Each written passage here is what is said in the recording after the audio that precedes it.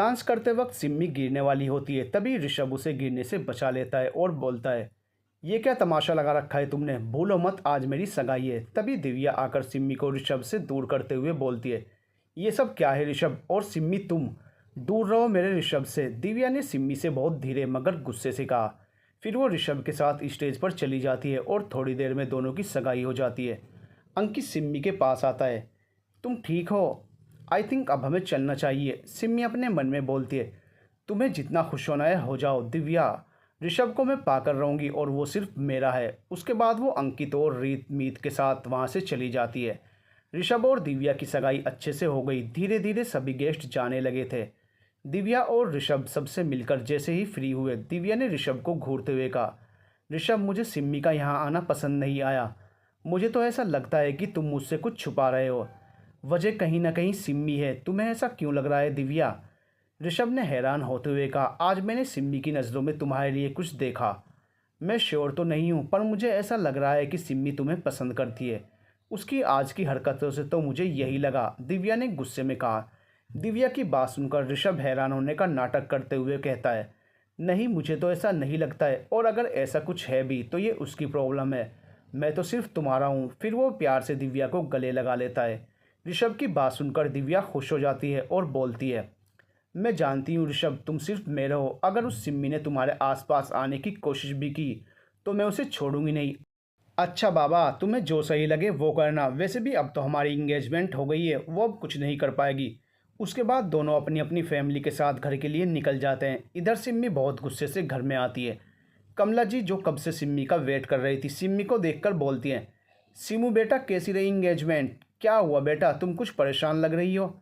सिम्मी तो पहले ही गुस्से में थी। इंगेजमेंट की बात सुनकर उसे बहुत गुस्सा आ जाता है। वो चिल्लाते हुए कहती है, प्लीज़ मॉम, अभी मेरा मूड बहुत ख़राब है, अभी आप मुझसे कुछ ना ही पूछे तो अच्छा है। सिम्मी को गुस्से में देखकर कमला जी कहती हैं, सीमू क्या हुआ बेटा, इतने गुस्से में क्यों हो?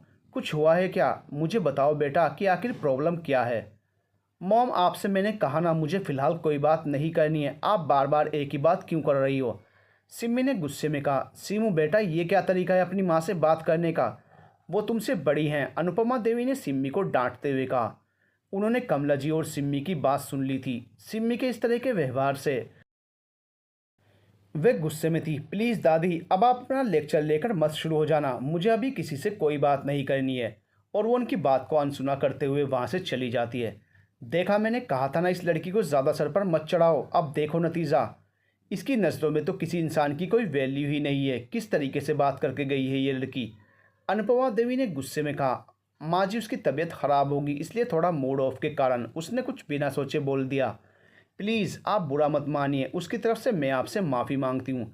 कमला जी ने अनुपमा देवी के गुस्से को देखकर कहा, कमला तुम्हारा हर बार सीमू की गलतियों को नज़रअंदाज करना और उन पर पर्दा डालना ही उसको बढ़ावा दे रहा है। तुम्हारे इस तरह करने से कहीं ऐसा ना हो कि सिम्मी किसी दिन बहुत बड़ी गलती कर दे जिसकी कोई माफ़ी ना हो। ये बोलते हुए अनुपमा देवी गुस्से से बड़बड़ाते हुए वहाँ से चली जाती हैं।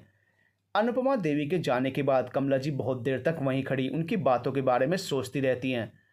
फिर वह अपने कमरे में चली जाती हैं। सिम्मी अपने कमरे में इधर उधर चक्कर काटते हुए अपने आप से बोलती है, ऋषभ तुम सिर्फ मेरे हो, सिर्फ मेरे। दिव्या को तुम्हारी ज़िंदगी से दूर करना होगा, तभी मैं तुम्हें अपना बना पाऊंगी। तुम्हें पाने के लिए मैं कुछ भी करूंगी। सिम्मी ठाकुर जो चाहती है वो हासिल करके ही रहती है, और मैं तुम्हें हासिल करके रहूंगी, ये मेरा अपने आप से वादा है।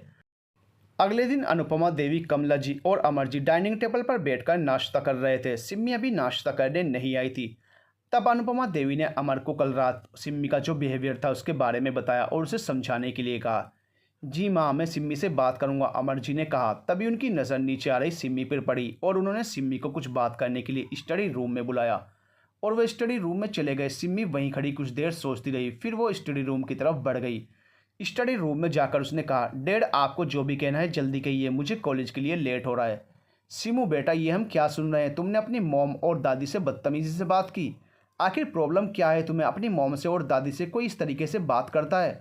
बेटा तुम्हें उनसे सॉरी बोलना चाहिए था, और मैं उम्मीद करता हूँ तुम आगे से ऐसा कुछ नहीं करोगी। और मैं कई दिनों से देख रहा हूँ कि तुम किसी और ही दुनिया में रहती हो, ना किसी की सुनती हो ना ही किसी की बात का जवाब देती हो। बस गुस्सा ही रहता है तुम्हारी नाक पर। बेटा हमने हमेशा तुम्हारी खुशी के बारे में सोचा है, तुम्हारी हर ख्वाहिश पूरी की है, फिर आखिर ऐसी कौन सी बात है इसके लिए तुम इतनी परेशान हो। ओके डैड, मैं मॉम और दादी से सॉरी बोल दूंगी, पर डैड मुझे आपसे एक चीज़ चाहिए। सिम्मी ने कहा, बेटा मैंने आज तक तुम्हें कभी किसी चीज़ के लिए मना किया है जो तुम्हें मुझसे कुछ मांगने से पहले सोचना पड़ रहा है? बताओ तुम्हें क्या चाहिए, मैं आज ही तुम्हारे लिए वो लेकर आऊँगा। अमर जी ने कहा, डैड मैं किसी से प्यार करती हूँ और उससे शादी करना चाहती हूँ।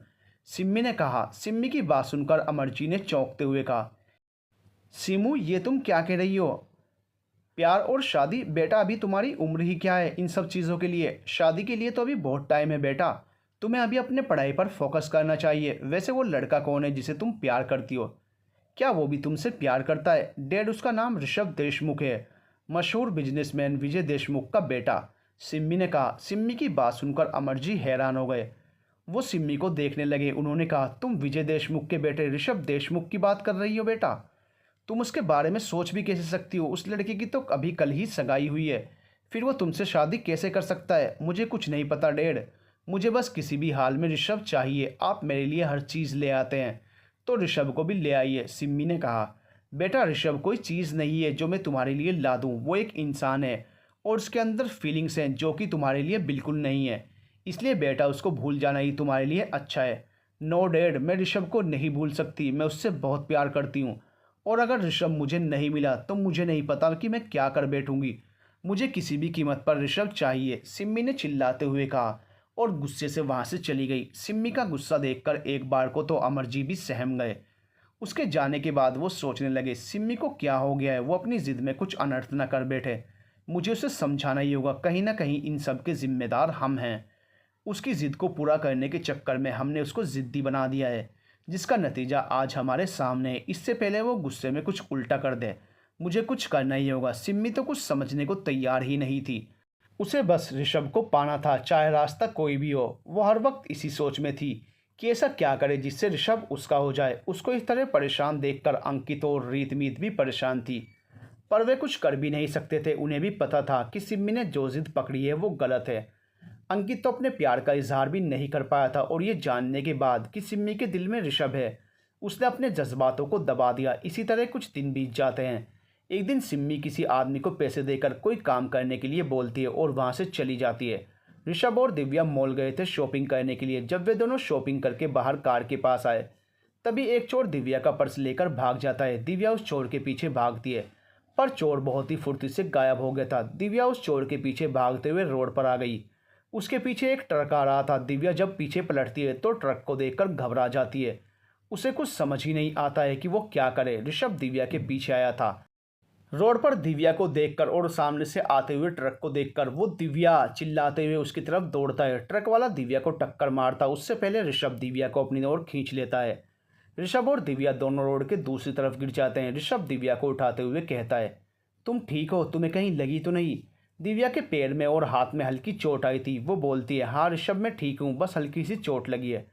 थैंक्स ऋषभ, अगर तुम आज टाइम पर नहीं आते तो पता नहीं मैं जिंदा भी होती या नहीं। दिव्या ट्रक तुम्हारे सामने था और तुम्हारा ध्यान किधर था? तुम वहीं खड़ी थी, ये नहीं कि वहाँ से साइड हो जाऊँ। ऋषभ ने दिव्या का हाथ पकड़ते हुए कहा, मैं घबरा गई थी ऋषभ, मुझे कुछ समझ ही नहीं आया। दिव्या ने रोते हुए कहा, अच्छा ठीक है तुम चुप हो जाओ, चलो हम हॉस्पिटल चलते हैं। ऐसा बोलकर ऋषभ दिव्या को लेकर वहां से चला जाता है। वहीं दूसरी तरफ कोई अपने प्लान के सक्सेस ना होने से बहुत गुस्से में था और अब कोई दूसरा प्लान सोच रहा था। ऋषभ दिव्या की हॉस्पिटल से पट्टी करवाकर घर आ गया था। उन दोनों को ये एक्सीडेंट महज एक हादसा लगा। उन्हें क्या पता कि ये एक्सीडेंट एक हादसा नहीं, किसी की सोची समझी चाल थी। दिव्या और ऋषभ की शादी की डेट उनके एग्जाम्स खत्म होने के बाद थी। ये सब कुछ दिव्या की इच्छा अनुसार हो रहा था। चूंकि विजय देशमुख और राजवीर मित्तल बहुत अच्छे दोस्त थे, इसलिए उन दोनों को कोई आपत्ति नहीं थी। वे बस बच्चों की खुशी चाहते थे। इधर सिम्मी दिन पर दिन जिद्दी और गुस्सैल होती जा रही थी, जिससे अमरजी बहुत परेशान थे। उन्होंने कई बार सिम्मी को समझाने की कोशिश की, लेकिन कोई फ़ायदा नहीं हुआ। उसे कुछ समझना ही नहीं था। अमरजी जानते थे सिम्मी ने जो जिद पकड़ रखी है वो कभी पूरी नहीं हो सकती। फिलहाल के लिए सिम्मी शांत थी, क्योंकि उसके फर्स्ट ईयर के एग्ज़ाम शुरू होने वाले थे। उसने सोच लिया था कि उसे क्या करना है। अब वो जो करने वाली थी, उससे ऋषभ को दिव्या को छोड़ उसे अपनाना ही पड़ेगा। इसलिए वो फिलहाल अपनी स्टडी पर फोकस कर रही थी। दिव्या भी बहुत खुश थी, क्योंकि उसके और ऋषभ के फाइनल ईयर के एग्ज़ाम थे और उसके बाद शादी।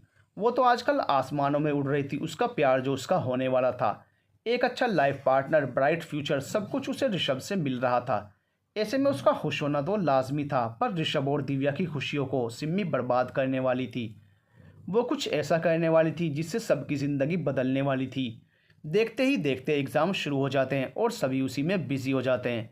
सिम्मी को शांत देखकर अंकित को लगता है कि सिम्मी अब ऋषभ की सगाई होने से उससे दूरी बना रही है, इसलिए वो भी खुश हो जाता है और उसे उम्मीद की एक किरण दिखाई देती है। वहीं ऋषभ भी सिम्मी की बातों को लगभग भूल ही चुका था। उसे लगा अब वो उसकी लाइफ में कभी इंटरफेयर नहीं करेगी। वो भी अपने एग्ज़ाम में बिजी होकर आने वाले कल के बारे में सोच रहा था। धीरे धीरे एग्ज़ाम भी ख़त्म हो गए। अब फाइनल ईयर के स्टूडेंट की फेयरवेल पार्टी थी। सभी बहुत खुश थे। एग्ज़ाम की टेंशन के बाद ये पार्टी रिफ्रेशमेंट की तरह थी। इन सब में सबसे ज़्यादा सिम्मी खुश थी, क्योंकि वो फेयरवेल पार्टी के दिन ही अपने प्लान को अंजाम देने वाली थी। रीत और मीत सिम्मी को ज़बरदस्ती शॉपिंग पर ले जाती हैं और खूब सारी शॉपिंग करती हैं। सिम्मी का ध्यान तो शॉपिंग में था ही नहीं, वो तो बस अपने प्लान के बारे में सोच रही थी, क्योंकि ऋषभ को पाने का उसका ये आखिरी दाव था जिसमें वो फेल नहीं होना चाहती थी। फेयरवेल पार्टी वाला दिन। आज तो कॉलेज के सभी स्टूडेंट्स सज धज कर आए थे, जहां सब अपनी सफलता की खुशी मना रहे थे। वहीं कुछ कॉलेज के आखिरी दिन में अपने अपने प्यार का इजहार भी कर रहे थे। हाँ हुई तो ठीक, नहीं तो दिल में ये मलाल नहीं रहेगा कि हमने अपने दिल की बात बताई भी नहीं। ऋषभ ने ग्रे कलर का सूट पहन रखा था, जिसके अंदर वाइट शर्ट थी। हाथ में ब्रांडेड वॉच, बालों को जेल लगाकर सेट कर रखा था। आज तो किसी भी लड़की की नज़र उससे हट ही नहीं रही थी। सभी सोच रही थी कि काश दिव्या की जगह वो होती। वहीं दिव्या ने ब्लैक कलर की शॉर्ट ड्रेस पहनी हुई थी। वो और ऋषभ साथ में अच्छे लग रहे थे, पर वो बाकी दूसरी लड़कियों को घूर कर देख रही थी, क्योंकि वो सब ऋषभ को देख रही थी, जो दिव्या को अच्छा नहीं लग रहा था। सिम्मी भी अंकित और रीत मीत के साथ आती है। वो जैसे ही एंटर करती है, सबकी नज़रें उस पर ठहर जाती हैं।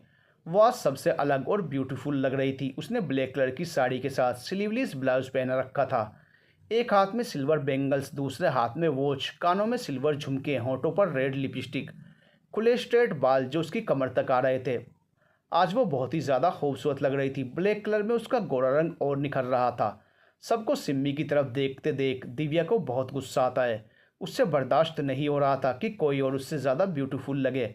वो जलती हुई आंखों से उसे देख रही थी। फिर वो ऋषभ के साथ वहाँ से दूसरी तरफ चली जाती है।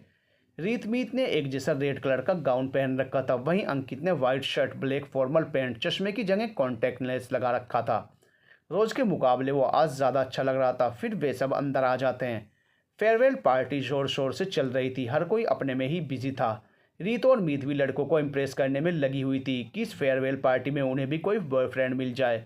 वहीं अंकित सिम्मी के साथ था। वो उसका साथ पाकर ही खुश था। उसकी नज़रें तो बस सिम्मी को ही देख रही थी, और सिम्मी की नज़रें ऋषभ पर थी, जो दिव्या के साथ खड़ा अपने दोस्तों के साथ बातें कर रहा था। ऋषभ को देखकर सिम्मी उसी में खो जाती है। आज ऋषभ भी बहुत हैंडसम लग रहा था। सिम्मी अपने आप से बोलती है, बस कुछ देर और ऋषभ, उसके बाद तुम मेरे होंगे। कुछ देर बाद सभी कपल डांस करने के लिए स्टेज पर जाते हैं। सॉन्ग प्ले होता है। दिल मांग रहा है मोहलत तेरे साथ धड़कने की, तेरे नाम से जीने की, तेरे नाम से मरने की। दिव्या ऋषभ का हाथ पकड़कर स्टेज पर ले जाती है और दोनों डांस करने लगते हैं। सिम्मी जो कब से ऋषभ और दिव्या को डांस करते हुए देख रही थी, दोनों का साथ देखकर उसे गुस्सा आ रहा था। अंकित उसके पास जाता है और डांस के लिए पूछता है। सिम्मी उसके साथ स्टेज पर जाकर डांस करने लगती है, पर उसका सारा ध्यान ऋषभ पर था। तभी अब सब अपने पार्टनर को घुमाते हैं और सबके पार्टनर चेंज हो जाते हैं। दिव्या अंकित के पास और सिम्मी ऋषभ के पास आ जाती है और सब डांस करने लगते हैं। ऋषभ को सिम्मी के साथ डांस करना अच्छा नहीं लग रहा था। वहीं सिम्मी की खुशी उसके चेहरे से साफ पता चल रही थी। सॉन्ग खत्म होता है। ऋषभ झटके से सिम्मी को अपने से दूर करता है और उसे घूरते हुए वहाँ से चला जाता है। सिम्मी तो बस मुस्कुराते हुए उसे देख रही थी। तभी अंकित उसके पास आता है। सिम्मी, आज तुम बहुत खूबसूरत लग रही हो, मैं तुमसे कुछ कहना चाहता हूँ। अभी नहीं अंकित, अभी मुझे कुछ ज़रूरी काम है, ऐसा बोलकर सिम्मी वहाँ से चली जाती है। अंकित अपने दिल की बात सिम्मी को बताना चाहता था, पर उसकी बात सुनकर निराश हो जाता है। फिर वो अपने आप से बोलता है, सिम्मी, एक न एक दिन तुम्हें मेरे प्यार का एहसास ज़रूर होगा। तब तक मैं तुम्हारा इंतज़ार करूँगा, क्योंकि मुझे पता है ऋषभ तुम्हारा कभी नहीं हो सकता। सिम्मी एक वेटर के पास जाती है और उसे कुछ पैसे देकर कोई काम बोलती है और उसे चेतावनी देती है कि इसके बारे में किसी को पता नहीं चलना चाहिए। ये काम बहुत ही सावधानी से करना है। वेटर ओके मोम बोलकर वहाँ से चला जाता है। सिम्मी अपने आप से बोलती है, बस ऋषभ, कुछ देर और उसके बाद से दिव्या तुम्हारी ज़िंदगी से बाहर होगी और तुम मेरे होंगे। फिर वो मन ही मन में हंसने लगती है और फूड काउंटर की तरफ बढ़ जाती है। सभी फेयरवेल पार्टी इंजॉय कर रहे थे। दिव्या और ऋषभ एक साथ अपने दोस्तों के साथ खड़े बातें कर रहे थे। कॉलेज के बाद पता नहीं सब कहाँ होंगे, इसलिए हमेशा कांटेक्ट में बने रहने और मिलते रहने की चर्चा हो रही थी। तभी वेटर सबके लिए कोल्ड ड्रिंक लेकर आता है और सभी एक एक गिलास उठा लेते हैं और पीने लगते हैं। सिमी ऋषभ को देखकर मुस्कुराए जा रही थी।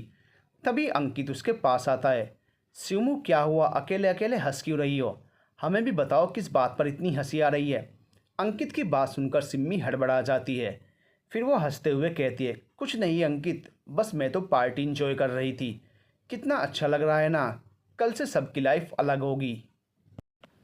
फिर अपने मन में बोलती है, कल से सब कुछ बदल जाएगा, नया दिन, नई शुरुआत मेरे ऋषभ के साथ। फिर वो मन ही मन हंसने लगती है। सिम्मी की बात सुनकर अंकित भी हंसते हुए बोलता है, ये तुमने सही कहा, कल को हम भी अपनी लाइफ की सक्सेस पार्टी बनाएंगे इसी तरह। अच्छा अंकित, मुझे कुछ इंपॉर्टेंट काम है, इसलिए मुझे जाना होगा। प्लीज़ क्या तुम रीत और मीत को सेफली उनके घर छोड़ दोगे? सिम्मी ने इतने प्यार से कहा कि अंकित मना नहीं कर पाया। उसने ओके कहा और सिम्मी को आराम से जाने को बोल रीत और मीत के पास चला गया। सिम्मी जाते जाते ऋषभ को देखती है, फिर एक वेटर को कुछ इशारा करती है। वो वेटर सर हाँ में हिलाते हुए वहाँ से चला जाता है। इधर ऋषभ को कोल्ड ड्रिंक पीने के बाद कुछ बेचैनी सी हो रही थी। उसे समझ नहीं आ रहा था कि उसके साथ हो क्या रहा है। वो दिव्या से वॉशरूम जाने का बोलकर वहाँ से चला जाता है। वो जब फ्रेश होकर आता है, उसे उसका सर घूमता हुआ महसूस होता है। Any problem sir? एक वेटर ऋषभ को परेशान देखकर पूछता है। No, everything is fine, you go from here. कहते हुए ऋषभ ने वेटर को जाने का इशारा किया। एक्चुअली सर, पार्किंग में आपका कोई वेट कर रहा है, वेटर ने कहा। कौन है वो? ऋषभ ने अपना सर पकड़ते हुए कहा। वो तो पता नहीं सर, पर वो अपने आप को आपका रिलेटिव बता रहा था, वेटर ने कहा। ओके तुम जाओ, मैं देखता हूँ, ऋषभ बोलते हुए पार्किंग एरिया की तरफ निकल जाता है। दिव्या अपने दोस्तों के साथ बिजी थी, इसलिए ऋषभ पर उसका ध्यान नहीं गया। इधर ऋषभ जब पार्किंग एरिया में आता है तो उसे वहाँ कोई नज़र नहीं आता। कोई है यहाँ? बोलते हुए ऋषभ लड़खड़ाने लगता है। तभी सिम्मी, जो दूर से ऋषभ को देख रही थी, वो आकर ऋषभ को पकड़ लेती है और बोलती है, क्या हुआ ऋषभ, तुम ठीक हो? ऋषभ का सर घूम रहा था, आंखें बंद होने लगी थी। वो सिम्मी को वहाँ देखकर हैरान हो जाता है। वो सिम्मी को अपने से दूर करते हुए कहता है, छोड़ो मुझे, मैं ठीक हूँ, ठीक हूँ, तुम जाओ यहाँ से, वो तो दिख ही रहा है कि तुम कितने ठीक हो। सिम्मी ने ऋषभ को अपना सर पकड़ते हुए देखकर कहा। फिर वो ऋषभ को संभालते हुए कहती है, ऋषभ तुम्हारी तबीयत कुछ ठीक नहीं लग रही है, आई थिंक तुम्हें घर चले जाना चाहिए, और तुम्हारी हालत देखकर लगता नहीं है कि तुम कार ड्राइव कर पाओगे। चलो मैं तुम्हें ड्रॉप कर देती हूँ, तुम्हें मेरी चिंता करने की ज़रूरत नहीं है, मैं दिव्या के साथ चला जाऊँगा, तुम जाओ यहाँ से, मुझे तुम्हारी कोई ज़रूरत नहीं है, ऋषभ ने गुस्से से कहा। तभी वो लड़खड़ाकर गिरने वाला होता है कि सिम्मी उसको पकड़ लेती है। ऋषभ, मुझे तुम्हारी तबीयत ठीक नहीं लग रही है, चलो कार में बैठो। ये बोलकर वो इधर उधर देखते हुए ऋषभ को अपनी कार में बैठा देती है। ऋषभ सिम्मी को मना करना चाहता था, पर वो अब होश में नहीं था। सिम्मी कार ड्राइव करते हुए वहाँ से निकल जाती है। बहुत देर होने पर दिव्या ऋषभ को ढूंढती है, पर उसका कहीं कोई पता ही नहीं था। वो ऋषभ को कॉल भी करती है, पर उसका फ़ोन स्विच ऑफ आ रहा था। इधर सिम्मी की कार एक होटल के सामने रुकती है, जहाँ उसने पहले से ही बुकिंग किया हुआ था। वो ऋषभ को संभालते हुए अपने साथ होटल रूम में ले जाती है। ऋषभ, जो अपने होश में नहीं था, लड़खड़ाती ज़ुबान में सिम्मी से पूछता है, ये तुम मुझे कहाँ लाई हो? Tell me quickly. और वो अपना सर पकड़कर बेड पर बैठ जाता है। सिम्मी ऋषभ के पास जाकर बैठ जाती है और उसका हाथ पकड़कर बोलती है, ऋषभ क्या हुआ, तुम्हें अच्छा नहीं लग रहा है यहाँ मेरे साथ? फिर वो ऋषभ के कंधे पर अपना सर रख देती है। ऋषभ सिम्मी को अपने से दूर करना चाहता था, पर इस वक्त वह होश में नहीं था। वो सिम्मी की बात का कोई जवाब नहीं देता। उसे तो समझ ही नहीं आ रहा था कि उसके साथ हो क्या रहा है। सिम्मी ऋषभ के करीब जाते हुए बोलते हैं, ऋषभ कुछ मत सोचो, बस मेरी आंखों में देखो, जिसमें तुम्हें तुम्हारे लिए बेपनाह मोहब्बत मिलेगी, इसे महसूस करो। ऋषभ अपनी खुलती बंद होती आंखों से सिम्मी को देखता है। सिम्मी आज बहुत ब्यूटीफुल लग रही थी। उसके लाल होंठ गुलाब की पंखड़ियों जैसे लग रहे थे। उसकी आंखें झील सी गहरी, जिनमें ऋषभ धीरे धीरे डूबता जा रहा था। पर इसमें ऋषभ का क्या दोष, वो तो नशे में था। अगर होश में रहता तो सिम्मी को कभी अपने करीब नहीं आने देता। सिम्मी ऋषभ को खुद को देखता हुआ पाकर स्माइल करने लगती है। वो अपने मन में बोलती है, मुझे पता है ऋषभ, जो मैं कर रही हूँ वो गलत है, पर क्या करूँ, मैं अपने दिल के हाथों मजबूर हूँ। मुझे तुम्हारे अलावा कुछ और नज़र नहीं आता। क्या सही है क्या गलत मुझे नहीं पता। मुझे बस इतना पता है कि मुझे तुम्हें पाने का जुनून है, क्योंकि मुझ पर तेरे इश्क का जुनून है। आज तुम्हें पाने के लिए मैं अपनी हर हद पार कर रही हूँ। तुम्हारे प्यार में मैं खुद को तुम्हें समर्पित कर रही हूँ। फिर सिम्मी धीरे धीरे ऋषभ के करीब जाने लगती है। ऋषभ नशे में सिम्मी को देखता रहता है। सिम्मी ऋषभ का चेहरा अपने दोनों हाथों से पकड़कर थोड़ी देर उसे देखती है। फिर वो अपने होंठ ऋषभ के होंठों पर रख देती है। इस खूबसूरत एहसास से दोनों की आंखें बंद हो जाती हैं। ऋषभ नशे में होने के कारण सिम्मी का कोई विरोध नहीं करता। वो अपने दोनों हाथ सिम्मी की कमर में डालकर उसे अपने नज़दीक कर लेता है। धीरे धीरे रात गहराने लगती है और सिम्मी का प्यार परवान चढ़ने लगता है। कुछ समय पश्चात ऋषभ और सिम्मी एक ही चादर में एक दूसरे से लिपटकर सोए हुए थे। सिम्मी अपने मकसद में कामयाब हो चुकी थी। उसने अपने जुनून में ऋषभ को पा लिया था, लेकिन छल से। अब कल का सूरज ऋषभ और सिम्मी के लिए कैसा रहेगा, इससे हर कोई अनजान है। सुबह जब ऋषभ की नींद खुली, उसने अपने सीने पर दबाव सा महसूस किया। वो अपनी आंखें खोलकर देखता है तो उसके सीने पर किसी लड़की का हाथ था, जिसका फेस दूसरी तरफ था। अपने आप को किसी अनजान जगह, वो भी किसी लड़की के साथ देखकर ऋषभ घबरा जाता है। वो झटके से उठता है। उसका सर दर्द से फटा जा रहा था। ऋषभ अपने बगल में लेटी हुई लड़की और अपनी हालत देखकर अंदाज़ा लगा लेता है कि कल रात कुछ गलत हुआ है। तभी वो लड़की पलटती है। लड़की का फेस देखकर ऋषभ को तगड़ा झटका लगता है। बहुत मुश्किल से उसके मुंह से सिम्मी निकलता है। सिम्मी अपनी आंखें खोलकर ऋषभ को देखती है और उठकर बैठ जाती है। क्या हुआ ऋषभ, तुम इतना चौंक क्यों रहे हो, जैसे कोई भूत देख लिया हो? तुम यहाँ क्या कर रही हो, वो भी मेरे साथ इस हालत में? ऋषभ गुस्से से सिमी पर चिल्लाते हुए कहता है। ओ ऋषभ, तुम्हें कुछ याद नहीं है क्या? कल रात हम दो से एक हो गए। कल रात कितनी खूबसूरत थी ना? ओ ऋषभ, कल तुमने मुझे इतना प्यार दिया कि ये रात मैं कभी नहीं भूलूंगी। ये बोलकर सिम्मी हल्के से ऋषभ के होंठों को चूम लेती है। ऋषभ हैरान परेशान सा सिम्मी की बातें समझने की कोशिश कर रहा था। सिम्मी की इस हरकत पर वो बौखला जाता है और सिम्मी को धक्का देते हुए झटके से खड़ा हो जाता है और कहता है, ये क्या बेहुदा हरकत है? तुम्हें शर्म नहीं आती ऐसा करते हुए? ओ ऋषभ, अब हमारे बीच शर्म कैसी? अब तो हम एक हैं। अब तो तुम ये बात एक्सेप्ट कर लो। ये बोलकर सिम्मी हंसने लगती है। ऋषभ अपने दिमाग पर जोर देता है, पर उसे कुछ याद नहीं आता। उसे बस इतना याद था कि वो दिव्या और अपने दोस्तों के साथ बात कर रहा था। तभी उसे बेचैनी महसूस हुई। उसके बाद क्या हुआ, वो यहाँ कैसे आया, उसे कुछ याद नहीं था। वो अपना सर पकड़कर वहीं सोफे पर बैठ जाता है। इस वक्त उसके सिर में बहुत तेज़ दर्द हो रहा था। ऊपर से सिम्मी की बातें सुनकर उसे बहुत घबराहट हो रही थी। क्या हुआ ऋषभ, कुछ याद नहीं आया क्या? तुम इतनी हसीन रात कैसे भूल सकते हो? सिम्मी ने कुटिलता से मुस्कुराते हुए कहा। बंद करो अपनी बकवास। तुम्हें क्या लगता है तुम कुछ भी बोलोगी और मैं मान लूँगा? मुझे तो लगता है ये सब तुम्हारा ही प्लान है। मैं, वो भी तुम्हारे साथ? कभी नहीं। ऋषभ गुस्से से कहता है। जो मैं बोल रही हूँ वो सच है ऋषभ, तुम सच्चाई से भाग नहीं सकते। और अगर तुम्हें ये लगता है कि ये सब मेरा प्लान है तो प्रूफ करके दिखाओ, सिम्मी ने कहा। ऋषभ सिम्मी के पास जाता है और उसे कंधों से पकड़कर बोलता है, ये सब तुमने क्यों किया सिम्मी? तुम्हें पता है ना मेरी दिव्या से शादी होने वाली है, फिर भी तुम इतना कैसे गिर सकती हो? और रही बात प्रूफ की, तो मैं 100% श्योर हूँ ये सब तुम्हारी ही चाल है। हंसते हुए बोलते, क्या फ़र्क पड़ता है ऋषभ, मैं तुम्हें पाना चाहती थी, देखो मैंने तुम्हें पा लिया। ये तुम्हारी गलतफहमी है। जो भी हुआ वो एक साजिश है। मैं तुम्हें कभी नहीं अपनाऊंगा। कल तुमने जो कुछ किया ना, उसके बाद तो मैं तुमसे नफ़रत करता हूँ, सिर्फ नफ़रत। सुना तुमने? ऋषभ ने चिल्लाते हुए कहा। मुझे तुम्हारी नफ़रत से भी प्यार है ऋषभ, बस तुम मेरे हो जाओ और दिव्या को भूल जाओ, सिम्मी ने ऋषभ के करीब जाते हुए कहा। ऋषभ सिम्मी को अपने से दूर करते हुए बोलता है, ऐसा कभी नहीं होगा। मैं तुम्हारी चाल में तुम्हें कभी कामयाब नहीं होने दूंगा। मैं दिव्या से ही शादी करूंगा। तुम्हें जो करना है कर लो। फिर वो गुस्से से वहाँ से जाने लगता है। एक मिनट ऋषभ, सिम्मी ने कहा तो ऋषभ रुककर सिम्मी को देखने लगता है। अगर तुमने मेरी बात नहीं मानी तो? सिम्मी ने कहा।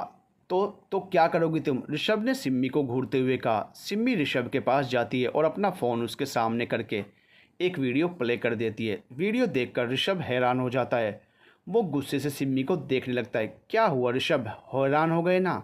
अगर ये वीडियो मैं पुलिस को दे दूं और उनसे बोलूं कि तुमने मेरे साथ? फिर वो ज़ोर ज़ोर से हंसने लगती है। सोचो तुम्हारे डैडी की क्या इज्जत रहेगी। और तुम्हारी मॉम एनजीओ चलाती है ना, उन्हें कैसा लगेगा अपने बेटे की करतूत जानकर। छी सिम्मी, तुम इतना गिर जाओगी मैंने सोचा नहीं था। एक लड़की होकर तुम्हें ये सब करते हुए शर्म नहीं आई? अब अपनी इज्जत का तमाशा बनाना चाहती हो? कैसी लड़की हो तुम? तुम्हें अपनी और अपने परिवार की इज्जत और मान मर्यादा की कोई परवाह नहीं है। मुझे पाने के जुनून में और कितना गिरोगी सिम्मी? ऋषभ ने सिम्मी को नफरत से देखते हुए कहा। तुम्हें पाने के लिए मैं कुछ भी कर सकती हूँ ऋषभ, मुझे किसी की कोई परवाह नहीं है। मैं तुमसे प्यार करती हूँ, तुम्हारे लिए जान ले भी सकती हूँ और जान दे भी सकती हूँ। सिम्मी का पागलपन देखकर एक बार को ऋषभ भी डर जाता है। उसे यकीन नहीं हो रहा था कि कोई प्यार में इस कदर पागल हो सकता है। वो जानता था कि सिम्मी से बात करने का कोई मतलब नहीं है।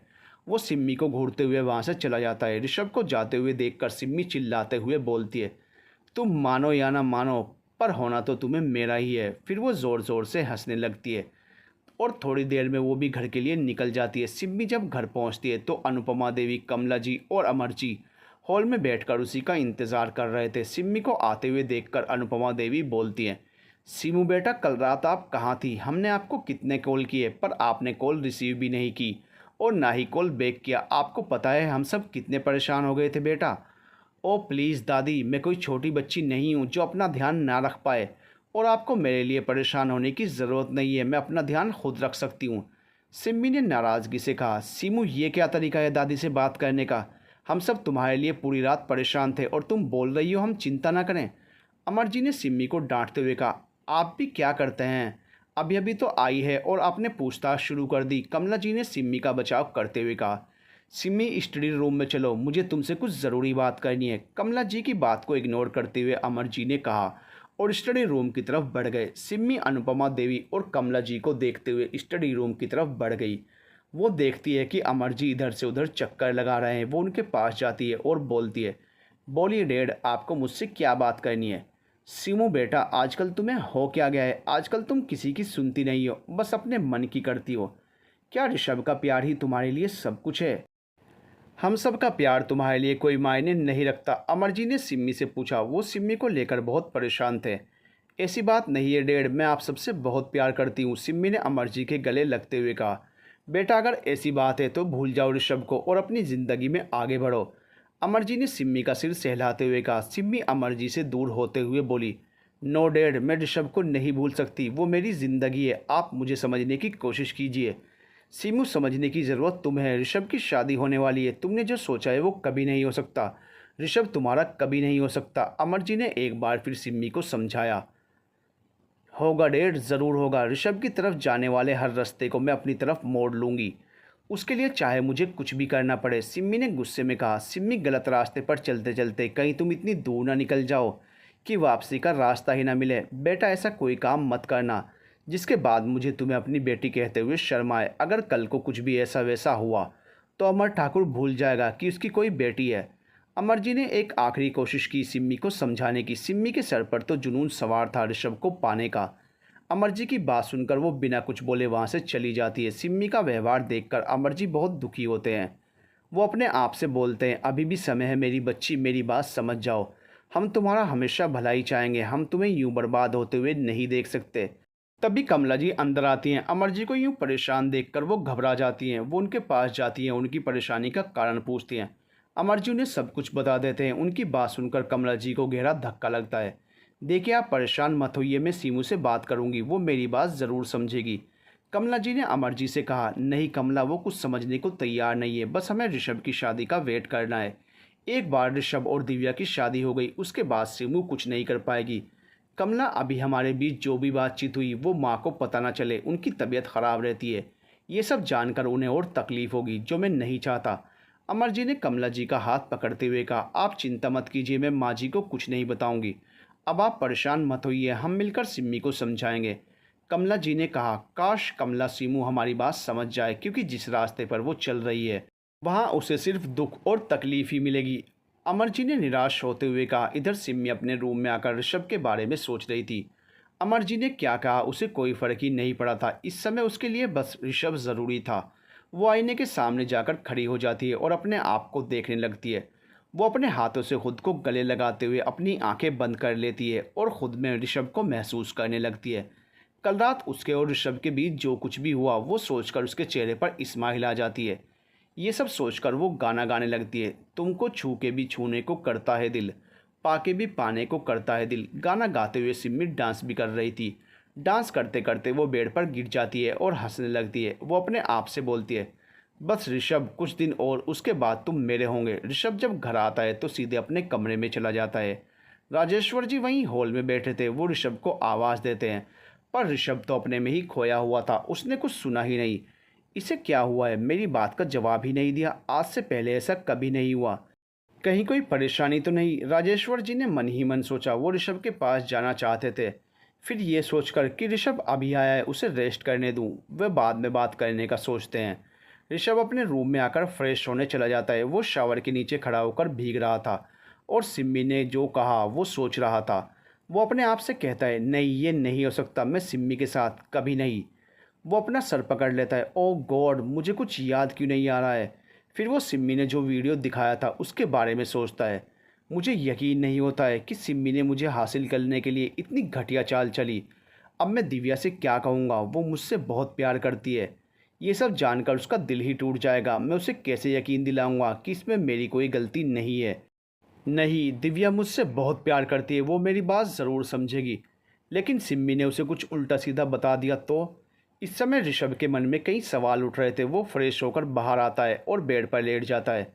इधर दिव्या सुबह से परेशान थी कि अभी तक ऋषभ ने उसे कॉल क्यों नहीं किया। उसे इस वक्त बहुत गुस्सा आ रहा था। तभी प्रियांशी जी उसके पास आती हैं और दिव्या को ब्रेकफास्ट के लिए बोलती हैं। वो देखती हैं कि दिव्या बहुत परेशान लग रही है। वो बोलती हैं, क्या हुआ दिव्या, तुम इतनी परेशान क्यों हो। मॉम मैं ऋषभ के लिए परेशान हूँ। कल से पता नहीं कहाँ गया है, ना कॉल रिसीव कर रहा है ना मैसेज का रिप्लाई कर रहा है। दिव्या ने गुस्से में कहा, ओह तो ये बात है, बेटा कहीं बिजी होगा, उसकी भी अपनी लाइफ है। वैसे भी बेटा अब एक हफ्ते में तुम्हारी शादी है, तुम्हें शॉपिंग पर ध्यान देना चाहिए। ऋषभ का क्या है, सारी ज़िंदगी उसी के साथ रहना है, शादी के बाद जितना मर्जी लड़ते रहना दोनों। प्रियांशी जी ने हंसते हुए कहा। प्रियांशी जी की बात पर दिव्या शर्मा जाती है और उनके गले लग जाती है। क्या मॉम आप भी, अच्छा बाबा चलो अब ब्रेकफास्ट कर लो। फिर क्या शॉपिंग करनी है, उसकी लिस्ट बनाते हैं, मेरी बेटी की शादी है, कोई कमी नहीं रहनी चाहिए। प्रियांशी जी ने कहा। उसके बाद वो सब नीचे चले जाते हैं। डाइनिंग टेबल पर बैठकर दिव्या बोलती है, मॉम डैड कहाँ हैं, सुबह से दिखे नहीं। बेटा उनकी एक इम्पोर्टेंट मीटिंग थी, इसलिए वो सुबह ही ऑफिस के लिए निकल गए। प्रियांशी जी ने बताया। दिव्या ब्रेकफास्ट करके रूम में आती है और एक बार फिर ऋषभ को कॉल करती है। ऋषभ बेड पर गिरते ही सो गया था। फ़ोन की रिंग से उसकी आंख खुलती है। दिव्या का नंबर देखकर वो झटके से उठकर बैठ जाता है। वो कॉल पिक करते हुए बोलता है, हाय दिव्या कैसी हो। ऋषभ आखिर तुम हो कहाँ, कल पार्टी से अचानक कहाँ चले गए थे। तुमने मुझे इन्फॉर्म करना भी ज़रूरी नहीं समझा, तुम्हें पता है मैं कितना परेशान हो गई थी। पर तुम्हें क्या, तुम्हें तो मेरी कोई फिक्र ही नहीं है। दिव्या ने एक ही सांस में कई सवाल कर दिए। काम डाउन दिव्या, अरे यार सांस तो ले लो, एक ही बार में इतने सवाल। सॉरी दिव्या कल के लिए, कल तुम्हें मेरी वजह से परेशान होना पड़ा। ऋषभ अपने को शांत रखते हुए बोलता है। अभी वो फ़ोन पर उसे कल की बात बताना नहीं चाहता था। ऋषभ के सॉरी बोलने पर दिव्या का गुस्सा थोड़ा कम होता है। फिर वो झूठी नाराज़गी दिखाते हुए, देखो ऋषभ सॉरी बोलने से कुछ नहीं होगा, पहले तुम बताओ कल रात तुम कहाँ थे, जो तुम्हें मुझसे बात करने का भी वक्त नहीं मिला। दिव्या की बात सुनकर ऋषभ को कल रात की बात याद आती है कि वो और सिम्मी साथ थे। ऋषभ को बहुत गुस्सा आता है सिम्मी पर। वो अपने गुस्से को कंट्रोल करते हुए कहता है, दिव्या अभी मैं बिज़ी हूँ, हम इसके बारे में मिलकर बात करते हैं। ऋषभ ने दिव्या की बात टालते हुए कहा, ओके ऋषभ मैं भी शॉपिंग करने जा रही हूँ, बस कुछ दिन और जितना परेशान करना है कर लो, फिर तो मैं तुम्हें परेशान करूँगी, तब तुम बोलना। दिव्या हंसते हुए बोलती है और बाय बोलकर कॉल कट कर देती है। ऋषभ अपने आप से, सॉरी दिव्या मैं तुम्हें सच नहीं बता पाया। आखिर मैं तुम्हें कैसे बताऊं कि सिम्मी ने क्या किया है। मुझे नहीं पता सच जानने के बाद तुम्हारा रिएक्शन क्या होगा, तुम मुझ पर यकीन करोगी या नहीं। थोड़ी देर बाद ऋषभ ब्रेकफास्ट करने के लिए आता है और काका से नाश्ता लाने के लिए बोलता है। ऋषभ की आवाज़ सुनकर राजेश्वर जी भी ऋषभ के पास आकर डाइनिंग टेबल पर बैठ जाते हैं। ऋषभ बेटा अब तबीयत कैसी है तुम्हारी, राजेश्वर जी ने कहा। दादू मुझे क्या हुआ है, मैं तो बिल्कुल फिट एंड फाइन हूँ। ऋषभ ने कहा, अरे बेटा सुबह जब तुम आए थे मैंने तुम्हें बुलाया था, पर तुमने तो कुछ सुना ही नहीं, डायरेक्ट अपने कमरे में चले गए। इसलिए मुझे लगा क्या पता तुम्हारी तबीयत ख़राब हो। नहीं तो तुम कभी ऐसा नहीं करते हो, राजेश्वर जी ने कहा।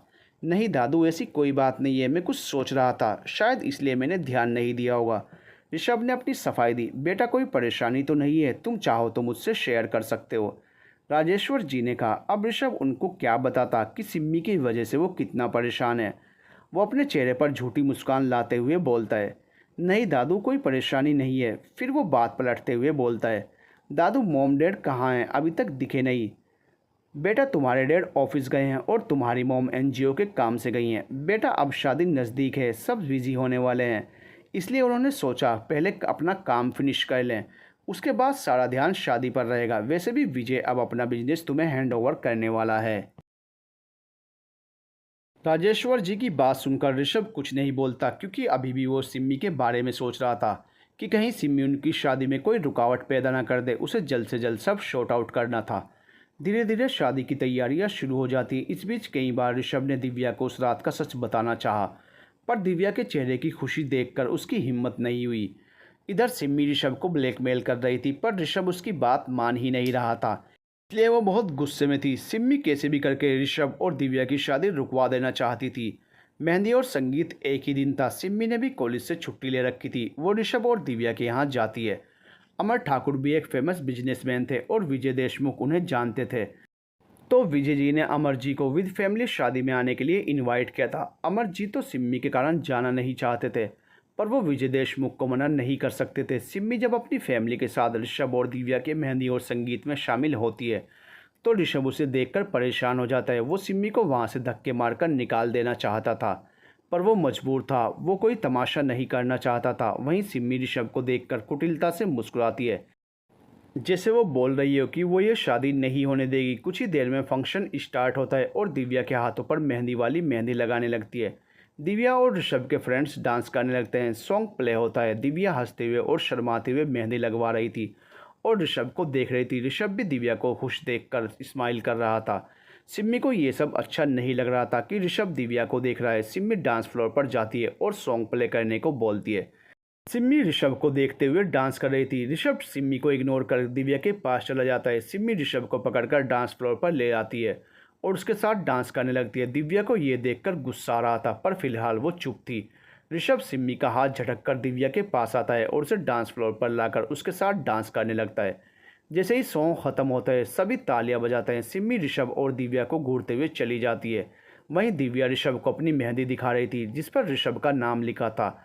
सिमी मेहंदी वाली के पास आकर मेहंदी लगवाने लगती है और उस पर आर लिखने को बोलती है। सिमी अपने आप से बोलती है, जिस तरह तुम्हारा नाम मेरे हाथ पर अच्छा लग रहा है, उसी तरह हम दोनों एक साथ अच्छे लगेंगे। सिमी और ऋषभ की सगाई और मेहंदी अच्छे से हुई। सभी लोग बिजी थे। सिमी इधर उधर देखते हुए ऋषभ के पास आती है और बोलती है, ऋषभ मुझे तुमसे बात करनी है, पर मुझे तुमसे कोई बात नहीं करनी है, ऋषभ ने कहा और जाने लगा। ये तुम सही नहीं कर रहे हो ऋषभ। फिर वो अपना फ़ोन ऋषभ के सामने करते हुए, तुम मुझे इसका इस्तेमाल करने के लिए मजबूर कर रहे हो, सिमी ने ऋषभ को धमकी देते हुए कहा। सिमी की बात सुनकर ऋषभ घबरा जाता है। उसे पता है कि गलती उसकी नहीं है, पर सिमी जिस तरीके से ये बात सबके सामने लाती, उससे सब उसे ही कसूरवार समझते। वो सिमी को पकड़कर हॉल के उस साइड ले जाता है जहाँ कोई आ जा नहीं रहा था। वो सिमी को झटके से छोड़ते हुए बोलता है, बंद करो अपना तमाशा, कल मेरी शादी है। ये जानते हुए भी तुम मेरे पीछे पड़ी हो और बार बार ये धमकी देना बंद करो। इसमें मेरी कोई गलती नहीं है। मुझे पता है ऋषभ, इसमें तुम्हारी कोई गलती नहीं है, पर यह बात सिर्फ तुम्हें पता है या फिर मुझे। तुम्हारी बात पर यकीन कौन करेगा? इसलिए तुम्हारे लिए यही अच्छा है कि तुम मेरी बात मान जाओ।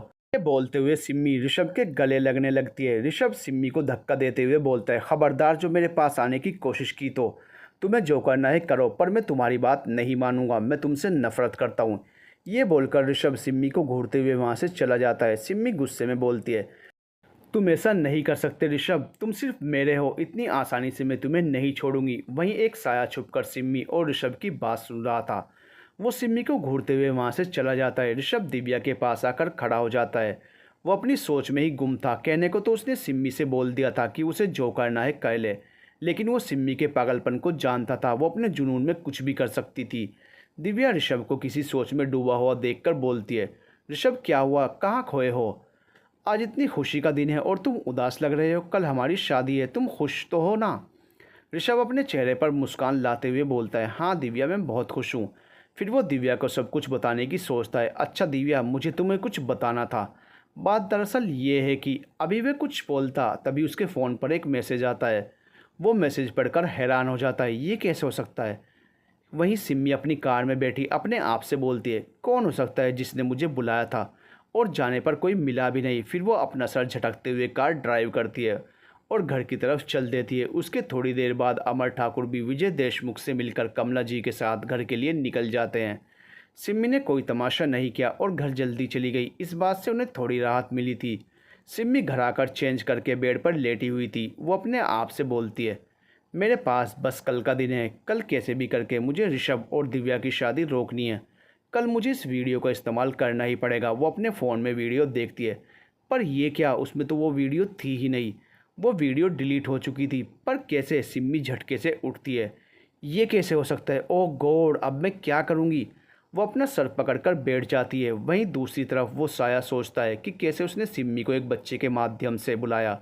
सिम्मी अपना फ़ोन कार में ही छोड़कर चली गई थी। मौके का फ़ायदा उठाते हुए उसने तुरंत वो वीडियो डिलीट कर दिया था और सिम्मी के आने से पहले वो छुप गया था और उसने ऋषभ को मैसेज करके बता दिया था कि उसने वीडियो डिलीट कर दी है। अब उसे परेशान होने की ज़रूरत नहीं है। वहीं ऋषभ किसी अनजान की मदद से खुश था, पर वो सोच रहा था कि वो कौन है जिसने उसकी मदद की। शादी का दिन, ऋषभ और दिव्या के घर शादी की तैयारी चल रही थी।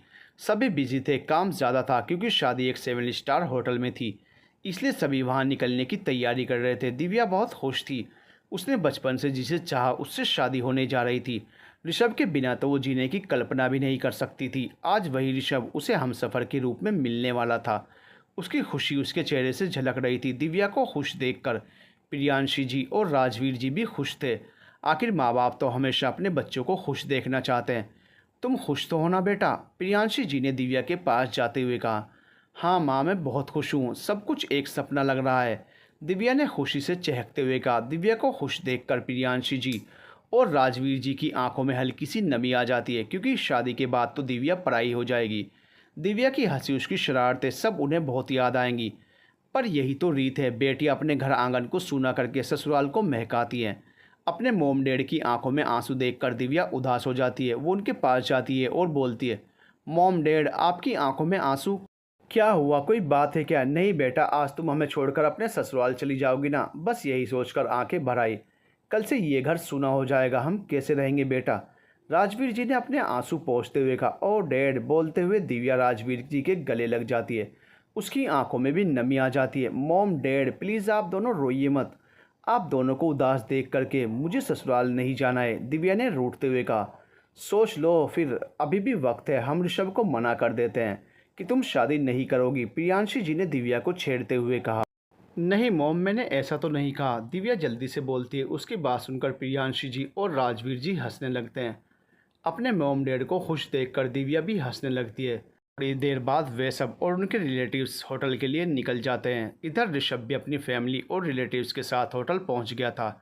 ऋषभ जब होटल के अंदर जाता है तो अपना सामान होटल रूम में रखकर बैंक्वेट हॉल की तरफ जाता है।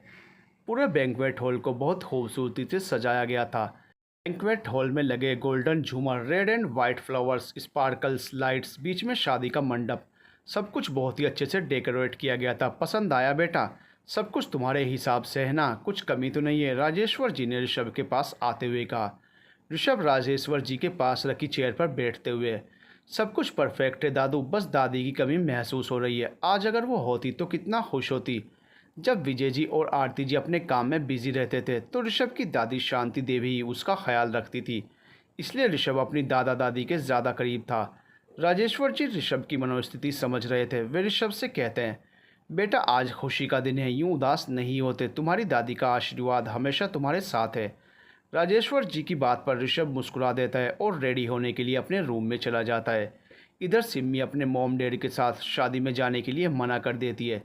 अमर जी और कमला जी भी यही ठीक समझते हैं और सिम्मी को घर पर छोड़कर अनुपमा देवी के साथ निकल जाते हैं। आज ऋषभ की शादी है, ये सोच सोच कर सिम्मी परेशान है। अंकित ने फ़ोन करके सिम्मी को समझाया था कि वो अब कुछ ना करे तो ठीक है, क्योंकि आज ऋषभ की शादी है, वो अपने आप को संभाले। इसलिए सिम्मी अंकित से मदद भी नहीं ले सकती थी, लेकिन वो अभी भी हार मानने को तैयार नहीं थी। बस कुछ घंटे और बचे थे उसके पास। उसे ऋषभ अपने से दूर जाता हुआ नजर आ रहा था।